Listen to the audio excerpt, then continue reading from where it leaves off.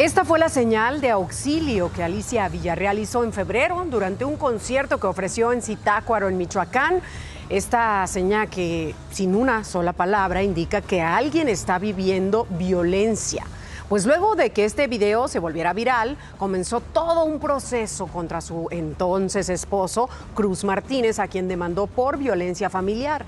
Hoy, el músico fue vinculado a proceso por este delito en su modalidad de violencia física, psicológica y económica. Además, se estableció un plazo de investigación complementaria de 2 meses y medidas cautelares. Cruz Martínez no puede acercarse a Alicia ni a los lugares que ella frecuenta y además debe presentarse ante la autoridad cada 15 días.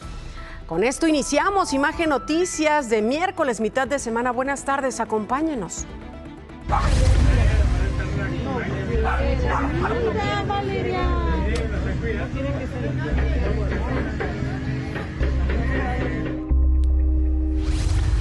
Es Toby el que lanzaba mordidas para evitar que se llevaran a su humano. Más adelante le tengo la historia completa aquí de este fiel perrito de Ciudad Juárez, en Chihuahua.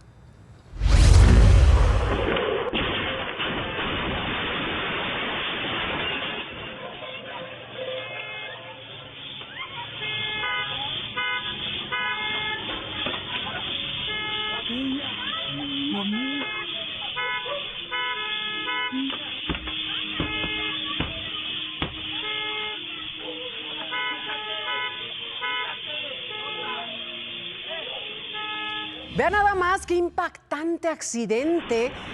Ahí está el momento, ocurrió en la carretera a Peñasco, en San Luis Potosí. Esta camioneta que iba a exceso de velocidad perdió el control y se fue directito a impactarse contra estos automóviles que estaban ahí estacionados y además algunos comercios, ya vio. De acuerdo con denuncias de los propios afectados, la persona que provocó el accidente manejaba borracho, en estado de ebriedad. Hasta el momento no se tiene la cifra total de los heridos. Sin embargo, se sabe que entre los afectados hay 2 menores de edad. El responsable de este accidente huyó del lugar.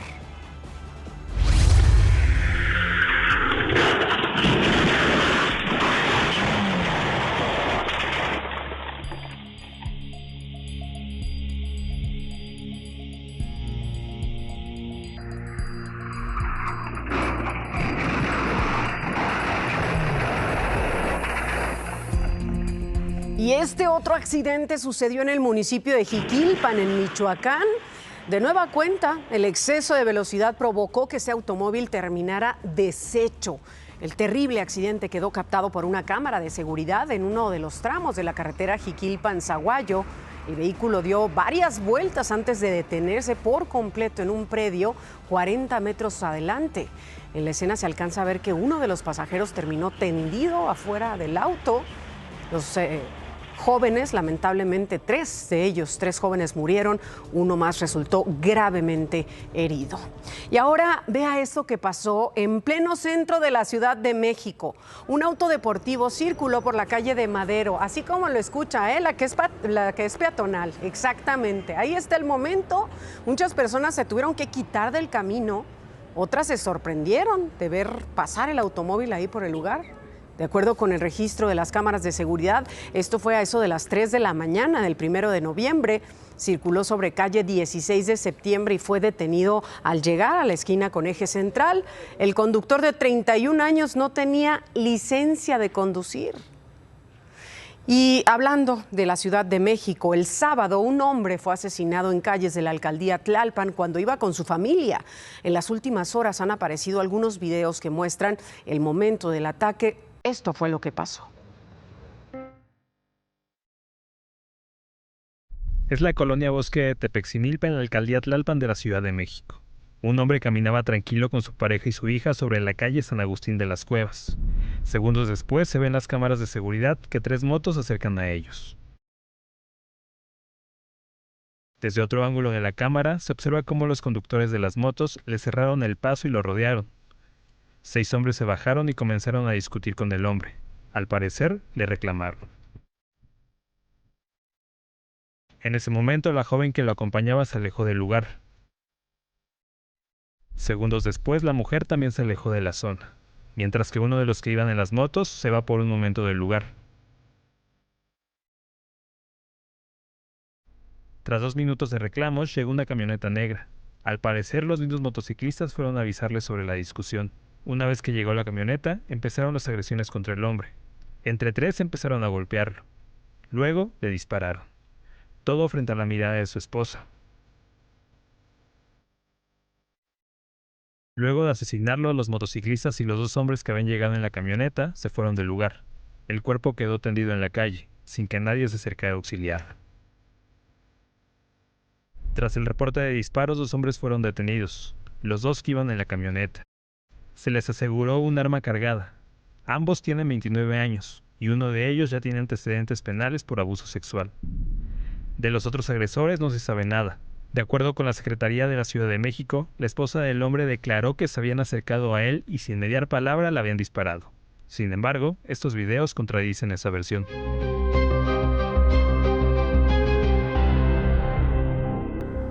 De acuerdo con la Secretaría de Seguridad de la Ciudad de México, la esposa identificó a los 2 hombres detenidos como quienes habrían asesinado a su esposo.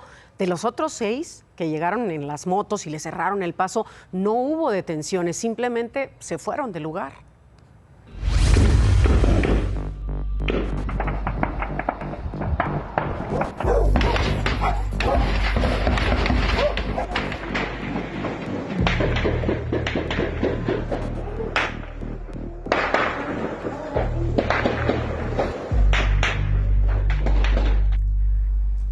Esta balacera y posterior persecución entre 2 grupos de la delincuencia organizada provocó pánico entre habitantes de la comunidad de Paso Carretas en Atzitzintla, Puebla.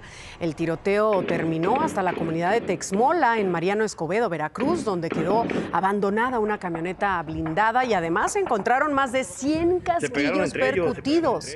Cuando llegaron al lugar, la policía de Veracruz, pues a implementar operativos de seguridad y demás, también en la carretera Orizaba a Mariano Escobedo tuvieron presencia. De acuerdo con medios locales, el enfrentamiento habría dejado al menos 5 personas muertas, pero hasta ahora, hasta el momento, ninguna autoridad se ha pronunciado sobre esto que le estamos presentando. Ayer le informé sobre el incendio reportado en el bar La Cos de Puebla. Pues ya se confirmó que fue provocado por un grupo armado. Cerca de las 4 de la mañana sucedió. Las autoridades estatales ya cuentan con 2 líneas de investigación respecto al ataque, una relacionada al narcomenudeo y otra al cobro de piso. Se confirmó también que ya hay un presunto responsable identificado. Además, fueron identificadas las 5 personas que lamentablemente murieron ahí en el lugar. Se trata de los meseros José Alberto, José de Jesús y Gerardo, además de las bailarinas Carmen, de 21 años, y Karen, de 20, quien era originaria de Cuba. Y vamos a más información porque le platico que fue detenido un hombre quien fue identificado como uno de los autores intelectuales del homicidio del alcalde de Uruapan, de Carlos Manso. Así lo informó esta tarde el secretario de Seguridad Federal, Omar García Harfuch. El análisis minucioso de evidencias y la coordinación interinstitucional permitió avanzar de manera determinante en la investigación y dio como resultado la detención de Jorge Armando N., identificado como uno de los autores intelectuales y uno de los líderes de la célula delictiva que planearon el homicidio de Carlos Manso. Esta detención representa un paso clave para desarticular la estructura criminal responsable de este ataque.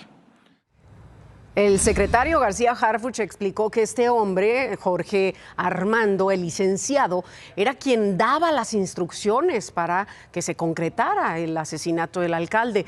Todo esto se organizó, imagínense, en un grupo de mensajería en el que estaba el joven que disparó contra Carlos Manso y también los otros 2 hombres que lo acompañaron y fueron encontrados asesinados días después. El secretario dijo que habrá más detenciones y se va a desmantelar por completo esta red delictiva que comete homicidios, extorsiones y que utiliza a los jóvenes y generan violencia en la región. Por su parte, el fiscal de Michoacán, Carlos Torres, informó que esta célula está vinculada al cártel Jalisco Nueva Generación. Mientras que en Mazatlán, Sinaloa, un expendio de cerveza fue atacado con explosivos caseros. Una mujer quien estaba ahí en las inmediaciones del negocio resultó herida, tuvo que ser hospitalizada. Según testigos, un grupo de hombres lanzó los explosivos hacia el establecimiento e inmediatamente huyeron del lugar. Hasta ahora los culpables no han sido detenidos. Mire, en las últimas semanas ahí en Mazatlán se han registrado diversos ataques con explosivos contra establecimientos y contra las autoridades. Vámonos a Estados Unidos porque por segunda ocasión se pospuso la audiencia de Vicente Carrillo Fuentes, alias el Viceroy, que estaba programada para hoy.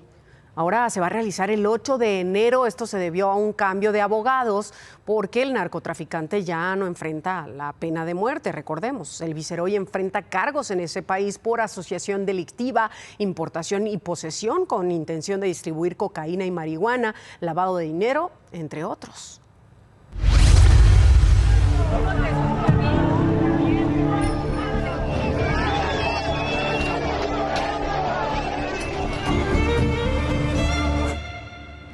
Ayer y hasta esta madrugada se llevaron a cabo las audiencias de las 18 personas detenidas en la marcha del sábado aquí en la Ciudad de México, la autodenominada Generación Z.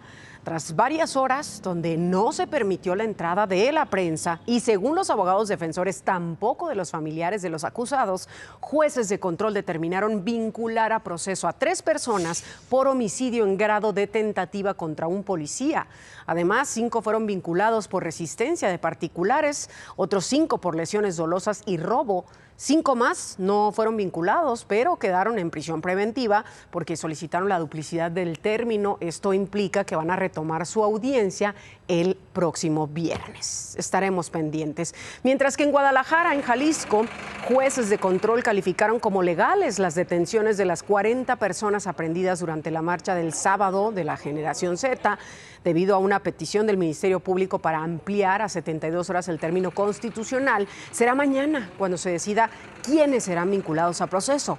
Los 40 indiciados que desde antier están en el penal de Puente Grande son acusados por la Fiscalía de Jalisco del delito de daños a los monumentos arqueológicos, artísticos e históricos. Y mire, en Sayula, Jalisco, madres de familia denuncian que sus hijos han sido víctimas de violencia y maltrato en una escuela militarizada.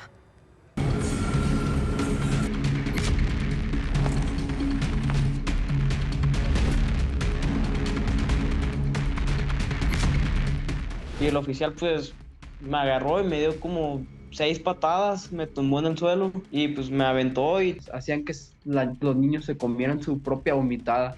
Son testimonios que narran el infierno que vivieron niños y jóvenes al estar internados en la Academia Esparta de Sayula, Jalisco, un instituto que, al menos en sus redes sociales, se promociona ofreciendo una educación en un ambiente de confianza y respeto mutuo.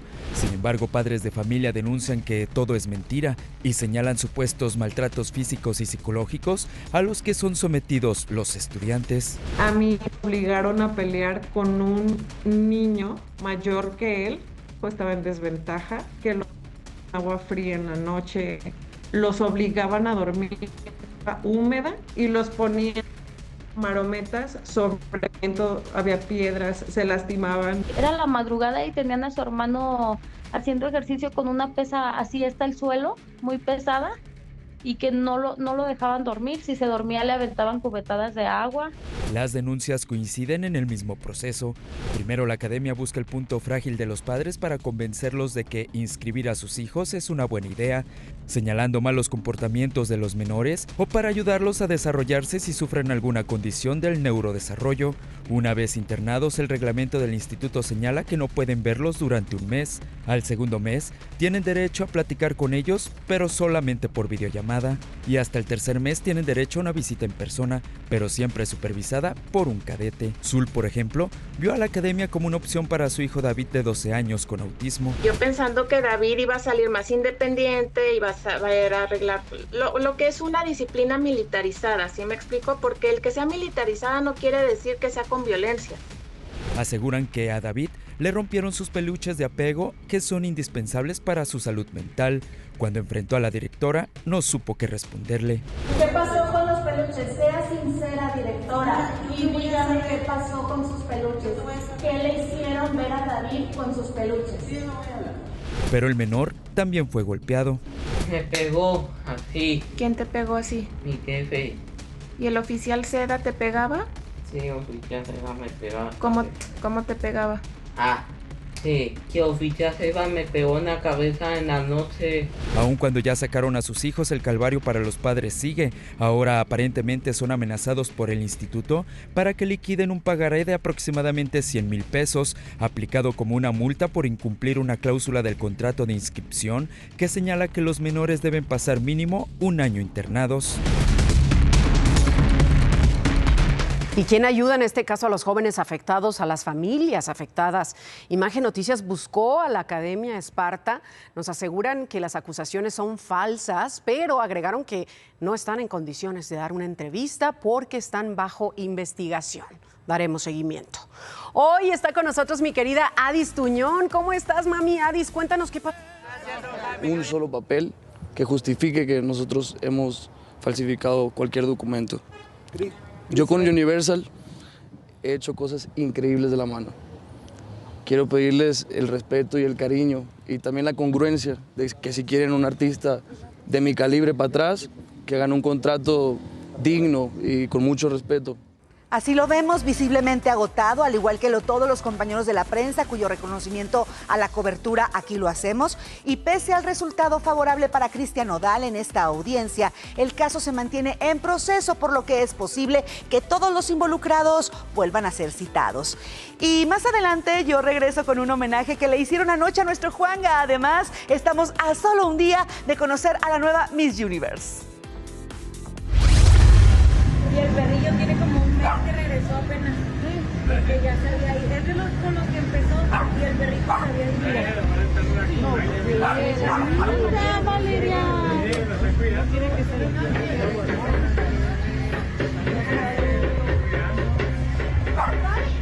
George, no quiere todo y que se lo lleve. No quiere que se lo lleve. Mira.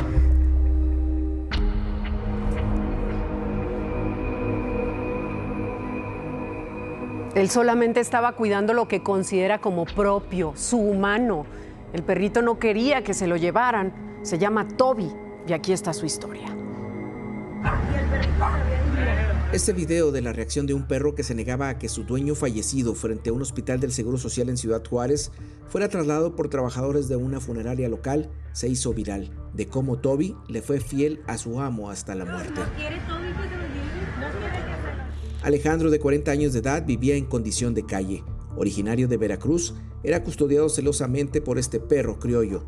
El dueño era conocido en el sector, le tenían aprecio y sabían que era protector de varios perros. Y mucha gente pasaba y le dejaban, tanto al joven como al perrito, le dejaban para comer. De repente llegó a tener un mes aquí el perrito ese con él. Incluso él lo siguen mucho los perros. En el lugar donde murió Alejandro, que dicen estaba enfermo, solo queda una veladora y un zapato deportivo de él. Toby ya no está en ese lugar. ¿Toby? Una joven rescatista de animales, al enterarse de la condición, no dudó en buscarlo y resguardarlo. No, mi amor. No, mi amor, tranquilo. El can, aunque ya no estaba su amo, solo 2 prendas de él, se aferraba al calzado esperando que en algún momento regresara Alejandro.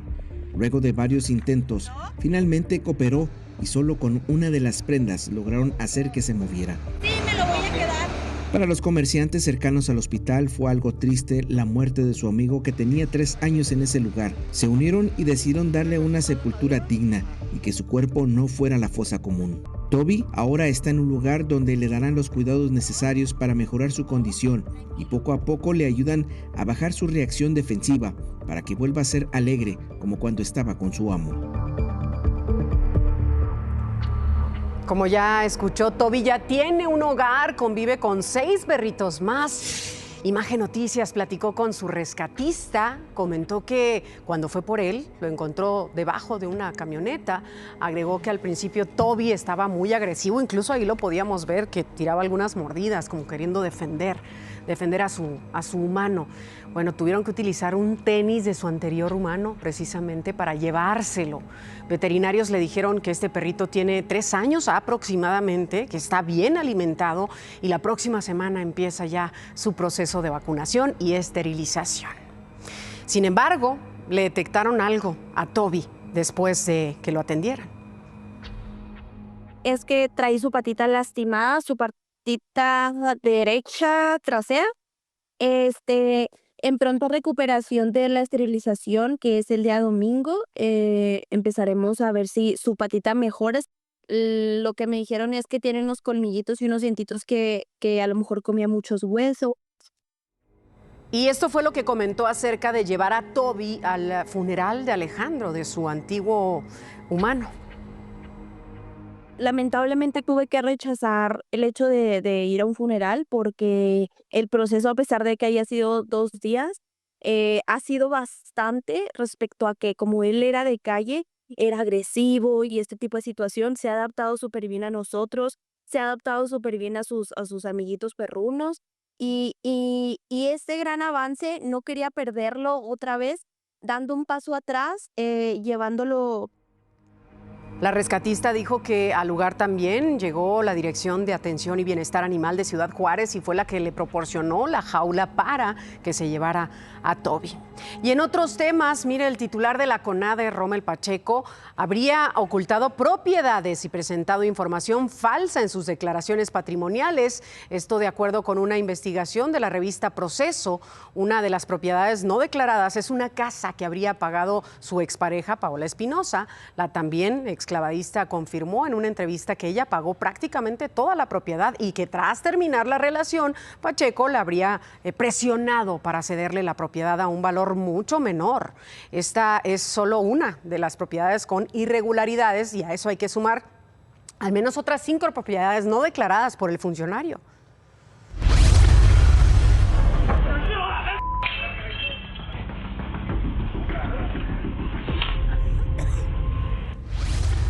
Aquí le presenté esta riña que terminó en tragedia. A más de 2 semanas de los hechos, los papás de uno de los 2 jóvenes que fallecieron siguen exigiendo justicia. Más adelante tenemos los detalles.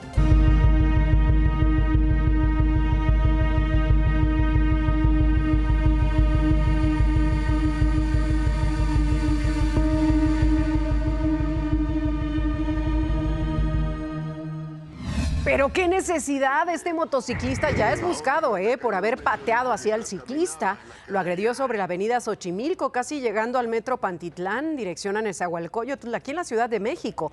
Incluso usuarios de redes sociales subieron una página del presunto agresor, quien está identificado como Elías Mauro. Se desconoce por ahora el estado de salud del ciclista, así como si ya levantó la denuncia correspondiente. Y mire, aquí le platiqué de la desaparición y el asesinato de Ernesto Baltasar, sacerdote de Tultepec, Estado de México. Pues ya fueron vinculados a proceso Brandon Jonathan y su pareja, María Fernanda, quienes son investigados por su presunta participación en este crimen ocurrido el 29 de octubre ahí en el municipio de Tultitlán, en Estado de México. En estos 3 meses para recaudar pruebas, ambos implicados permanecerán en prisión preventiva. Brandon Jonathan en el penal de Cuautitlán y María Fernanda en Barrientos. Y la secretaria del Bienestar, Ariadna Montiel Reyes, compareció en la Cámara de Diputados como parte del análisis del primer informe de la presidenta Sheinbaum. La secretaria aseguró que los resultados del primer año son claros. Destacó que más de 13 millones de personas han salido de la pobreza gracias a los programas sociales. Subrayó que actualmente más de 32 millones de mexicanos son beneficiarios de algún programa. Y mire, hubo disparos, golpes y un detenido. Más adelante le voy a presentar aquí los detalles de este enfrentamiento en la central de Abasto, en la Ciudad de México. Regresamos. Ya son las 2:30 de la tarde y de esto también debe enterarse. Aquí en la Ciudad de México detuvieron a 3 integrantes del grupo delictivo Los Negros, dedicados a extorsionar a operadores de rutas de transporte público en Indios Verdes y Martín Carrera, en la alcaldía Gustavo Amadero. Se les aseguraron 6 celulares utilizados para sus crímenes. Y México alcanzó un nuevo récord histórico en inversión extranjera directa. Así lo informó el secretario de Economía, Marcelo Ebrard. Señaló que durante el tercer trimestre del año nuestro país sumó casi 41,000 millones de dólares. Esto representa un 15% más respecto a 2024. Y en Guerrero ya está todo listo para el Acapulco Air Show 2025 que se va a realizar este fin de semana en la Bahía de Santa Lucía. Simón Quiñones, secretario de Turismo Estatal, dijo que este espectáculo aéreo va a reunir a pilotos de talla mundial, así que promete ofrecer una experiencia única.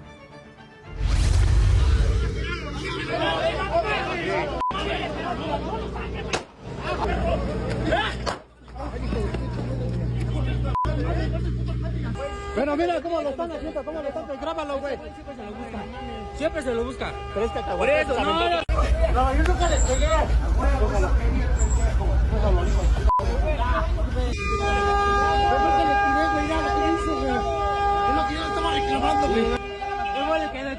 ¿Quién detonó? Él detonó, patrón. ¿Por qué detonó? ¿Quién detonó? ¿Detonaron qué? Como ya le adelantaba, este enfrentamiento sucedió en la central de abasto aquí en la Ciudad de México. Policías se enfrentaron contra comerciantes. ¿Por qué? Porque intentaron detener a una persona que era señalada de haber asaltado a un joven. Entre jaloneos, insultos y golpes, los policías repelieron la agresión con disparos al piso y finalmente lograron la captura del acusado. Sin embargo, la Secretaría de Seguridad capitalina confirmó que los elementos que detonaron el arma fueron presentados ante el Ministerio Público para deslindar responsabilidades. Mientras que el detenido fue identificado como Julio César, a él le aseguraron un arma tipo pluma y además dinero en efectivo. Y mire, los árboles aquí en la Ciudad de México enfrentan una plaga que está acabando con ellos. Por ejemplo, alrededor de 9,000 palmeras canarias presentan síntomas letales.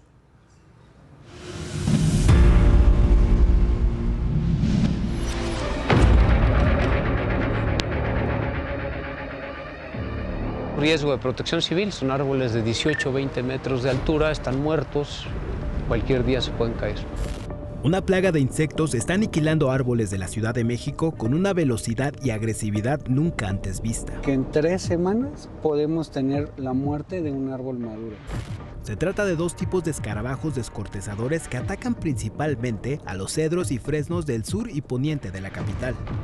Un grupo de biólogos los identificaron desde 2020, pero aseguran que las altas temperaturas en los últimos 2 años han causado una sobrepoblación y a ese ritmo de crecimiento temen que acaben con la mitad de los fresnos de la Ciudad de México para el siguiente año. Estamos hablando de la pérdida del 20% más o menos de la masa forestal de la ciudad. La advertencia coincide con las alertas de la Comisión Nacional Forestal que lleva emitiendo por 10 meses consecutivos con categorías de riesgo alto y muy alto para la capital por esta plaga. Pero basta con observar los árboles de parques como el Tagle en la Álvaro Obregón. Ahí hay una mortalidad de casi 70% de cedros. Ante esta amenaza, vecinos de la colonia Guadalupe Chimalistac llevaron a cabo una colecta para inyectar árboles con insecticidas y fungicidas. El tratamiento salvó a 76 de los árboles que fueron intervenidos, pero aún se necesitan recursos para más. Todos estos árboles monumentales que tienen 25 metros de alto ya estaban de ese tamaño. O sea, no los vimos chiquitos y los vimos crecer, ya estaban de ese tamaño. Todos estos árboles afectados y comprometidos tienen 150, 200 años. Los biólogos temen que vuelva a ocurrir una crisis como la de las palmeras canarias, que desde 2011 presentaron plaga de hongos. En septiembre se anunció un plan para retirar 9,000 de ellas. Fíjese que nosotros quisimos entrevistar a alguien de la Secretaría del Medio Ambiente de la Ciudad de México para platicar más del tema, pero no nos han respondido. Tampoco nos contestan un cuestionario sobre las acciones que están tomando o que se deben tomar para erradicar esta plaga en la capital. Vamos a otros temas. El Hospital General de México, Dr. Eduardo Lisiaga, y el Instituto Nacional de Ciencias Médicas y Nutrición, Salvador Subirán, son las instituciones que realizan el mayor número de trasplantes de hígado en el país, esto de acuerdo con el Centro Nacional de Trasplantes, un procedimiento que en los últimos 10 años el promedio anual ha incrementado. A partir del 2015 estamos realizando alrededor de 45 o 50 trasplantes al año. Este año llevamos 45, esperemos llegar a 50. Y desde que empezó nuestro programa estamos llegando ya cerca de los 700 trasplantes. Atención, por favor, porque estamos solicitando de su ayuda para localizar a María Marisela Rivera Arellano. Ahí está la fotografía de ella, tiene 59 años. Fue vista por última vez en su casa ubicada en la colonia Morelos de la alcaldía Cuauhtémoc. Como señas particulares tiene un lunar en la nariz del lado derecho y 2 tatuajes en el lado izquierdo, uno en el pecho de Winnie Pooh y en el antebrazo unas argollas entrelazadas. Vamos a una pausa y regresamos con más aquí a Imagen Noticias. Quédese.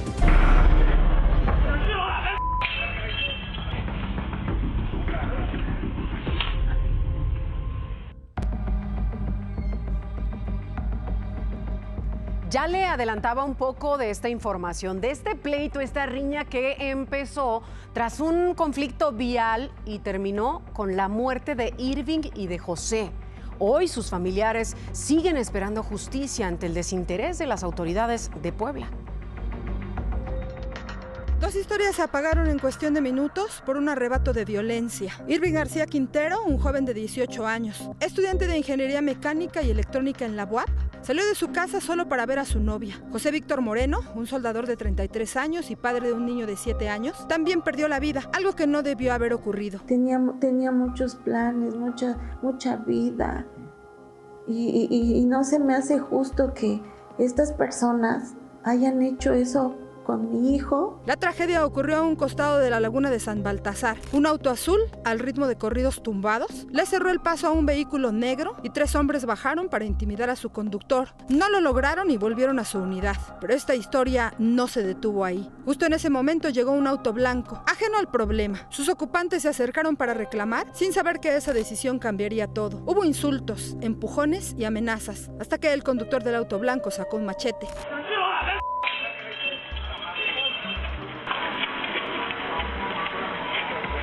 A las 20:46 ocurrió el primer momento fatal. Uno de los hombres del auto azul levantó el machete e hirió a José Víctor, quien todavía con vida logró subir a su auto.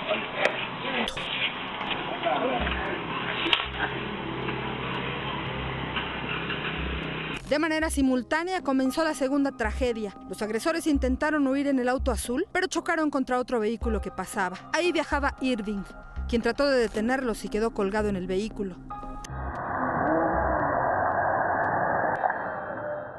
Lo arrastraron varios metros y lo arrollaron. Horas después, Irving murió en el hospital. De ahí me pasaron a CEMEFO, fui a recoger el cuerpo, a reconocer el cuerpo de mi bebé, y fue lo último. Ya después de ahí nos dijeron que iba a pasar a Dolosos, pero no nos han llamado. Realmente no sé dónde estoy parada, no sé qué es lo que tengo que hacer, qué es lo que procede, o sea, no sé. Este dolor le causó una parálisis de la mitad del cuerpo a la mamá de Irving. Aún así, ella y su esposo se han convertido en investigadores por su cuenta. Localizaron videos, testigos y pistas que dicen la fiscalía no ha buscado. A pesar de su lucha, la autoridad aún no tiene rastro de los responsables. La fiscalía tenía que hacer eso, ¿no? Prácticamente ese es su trabajo de ellos. Nosotros, como padres, pues hicimos todo eso, buscar videos, asesorarnos con los vecinos que estaban ahí. ¿A mí quién me va a regresar a mi hijo? No saben, tengo un dolor muy fuerte y estos desgraciados están así como si nada. Y mi bebé, ¿qué? Yo quiero justicia por él. Porque le digo, así vamos a vivir. A 18 días ya de la muerte de Irving, sus papás también denunciaron que la delincuencia y la inseguridad en Puebla crecen sin parar y, como ya vio, de las autoridades mejor ni hablamos. Ella era Victoria Bond, una de las 5 personas que lamentablemente murieron en el Parque Nacional Torres del Paine en la Patagonia chilena. ¿Se acuerda que aquí lo platicamos ayer? Le informamos que se realizó la búsqueda de estas personas que se encontraban desaparecidas tras las condiciones extremas del lugar. Las autoridades aseguraron que se logró rescatar a 3 de ellas con vida, pero 5 murieron. Como sabíamos, lamentablemente 2 eran mexicanos, quienes fueron identificados como los doctores Cristina Calvillo Tovar y su esposo Julián García Pimentel. También murieron alemanes ahí, Nadine Liche y Andreas von Paine, y ya le mostrábamos a la británica, a Victoria Bond. Esta mañana comenzó a circular una carta precisamente de los sobrevivientes en redes sociales. Aseguran que las autoridades no los ayudaron, que fueron ellos mismos los que rescataron a sus compañeros sobrevivientes. Dicen que están, pues imagínense, no es para menos, están traumatizados, con frío, con su equipo dañado por las labores de rescate que hicieron. Acusaron que han querido salir del parque, pero las propias autoridades chilenas y del sitio turístico no se los han permitido. Por cierto, otro de los sobrevivientes aseguró que el día de la tragedia no había ningún guardia que resguardara la zona y les advirtiera además sobre el clima extremo. Ira Hurtado, ya estás con nosotros. ¿De qué hablan las redes el día de hoy? Cuéntanos. Ya andamos por acá, mi querida Cristal. ¿Qué tal? ¿Cómo están? Excelente miércoles, ya mitad de semana. Pues vámonos rápidamente con la información. Vean lo que le ocurrió a esta vendedora ambulante aquí en la Ciudad de México. Somos de los Tanzania. Ay, no te pregunté, no me vale madres, ¿quién seas? También a mí me vale madre, ¿quieres ver? ¿Quieres ver cómo me vale madre? ¿Quieres ver cómo te ahoga la ¿Quieres ver? Ponte con un hombre, neta, ponte con un hombre, neta. Mira.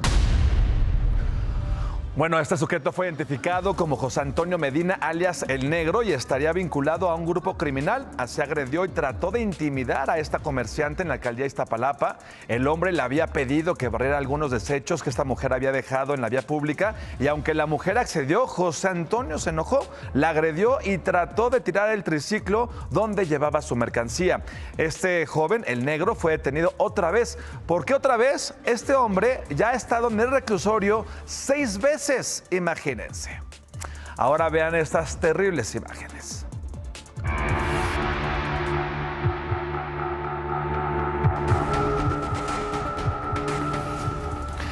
Este hombre ahora es buscado por las autoridades por atropellar así a una mujer y a sus 3 hijas menores de edad.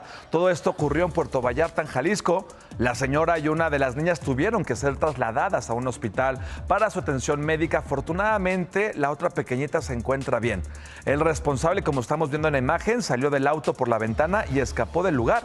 Familiares de las víctimas y autoridades piden ayuda para localizar al responsable y así, mi querida Cris, pues saber qué fue lo que pasó, si perdió el control del vehículo, si iba en estado de ebriedad o de plano quiso atropellar a esta familia. Pronto lo que hemos visto en el programa del día de hoy, al menos 2, 3 accidentes en los que huye el responsable del lugar. Y las autoridades no hemos escuchado de detenciones, pero bueno, esperemos que así se dé. Esperemos que sí, mi querida Cristal. Pues hasta aquí la información. Regresamos con... Y ahora vamos con Katy Zaragoza a Tailandia a un día de Miss Universe. Mi querida Adis, mi querida Cristal, qué gusto me da saludarlas, aparte que están guapísimas. Oigan, quiero contarles que aquí en Tailandia todo está muy emocionante. Apenas acaban de ser las preliminares y pasaron muchísimas cosas, pero también tuvimos la oportunidad de platicar con nuestra queridísima representante, mi querida Fátima Bosch, y yo no los voy a contar más, mejor van a escucharlo ustedes mismos. Increíble, emocionada, justo lo hablaba con mis compañeras, todas cuando acabó el desfile lo logramos porque han sido unos días de no dormir más que 1 hora, mañana tenemos ensayo todo el tiempo, está que si el tacón te aprieta, que si esto, y solamente nosotras en backstage sabemos lo que le costó a cada una lograrlo. Bueno, y como lo pudieron escuchar, sin duda alguna, mi querida Fátima está más que lista, está muy emocionada. Ahora sin más que decir, les mando un besito y regreso al foro con ustedes, guapas. Todos con Fátima. Y recuerden que podremos ver la final de Miss Universe aquí por Imagen Televisión mañana a las 7 de la noche. No lo podemos perder. Ojalá gane nuestra querida Fátima Bosch.